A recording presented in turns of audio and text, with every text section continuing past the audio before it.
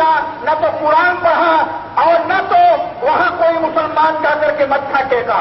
वहां हमेशा राम भक्त लोग जाया करते थे, जो रामलला की परिक्रमा करते थे, पूजन करते थे, अर्चन करते थे, वंदन करते थे। इसलिए मैं आज आप सब लोगों से निवेदन करना चाहता हूं, इस हिंदुस्तान की भूमि में, भारत की भूमि में, राम की भूमि में, शिवा की भूमि में, महाराणा प्रताप की भूमि में, झांसी की रानी लक्ष्मीबाई की भूमि में और भगवान गणेश की भूमि में रामलला त्रेता में जन्म लिए थे, जिसके लिए वाल्मीकि रामायण में प्रमाण है, शास्त्र प्रमाण है, वेद प्रमाण है, इतिहास प्रमाण है, साधु संत प्रमाण है।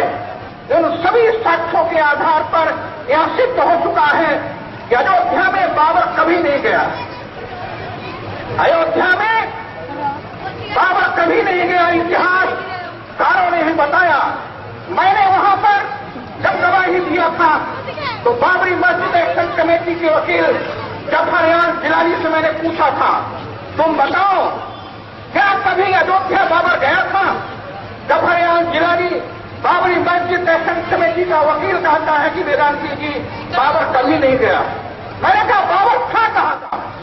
तो जफरयान जिलानी ने बताया बाबर अफगानिस्तान का था। हमने पूछा भारत कैसे आया? कहा भारत में आक्रमण किया, यहां के हिंदुओं को मारा, यहां गुरु नानक साहब को जेल में बंद कर दिया था। वो गुरु नानक साहब सिख समाज के संस्थापक अयोध्या रामलला का दर्शन करने के लिए गए थे, जहां पर गुरुद्वारा बना हुआ है, ठीक राम जन्मभूमि के पीछे सरजू के किनारे पर। आज मैं निवेदन करना चाहता हूं, इसलिए विदेशी आक्रांताओं के नाम पर अयोध्या में कोई मस्जिद नहीं बनेगी। शिया के लोगों ने कहा है, शिया मुसलमानों ने कहा है कि वेदांती जी हम चाहते हैं कि अयोध्या की सांस्कृतिक सीमा के बाहर कहीं भी मस्जिद बना ली जाए। अयोध्या से 7 किलोमीटर की दूरी पर 14 कोसी पंचकोसी परिक्रमा के बाहर मीर बाकी की कब्र है, और हमने कहा कि वहां पर मस्जिद बनती है तो देश का हिंदू उसमें भी कार सेवा करेगा, कोई विरोध नहीं करेगा। लेकिन बाबर आक्रांता के नाम पर भारत के किसी कोने में बाबरी मस्जिद नहीं बनने दूंगा, नहीं बनने दूंगा, नहीं बनने दूंगा, ये संकल्प हमने लिया था।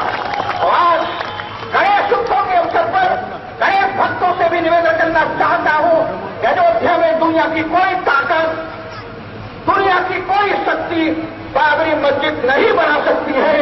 इस निवेदन के साथ आप सबको बहुत बहुत धन्यवाद देता हूं।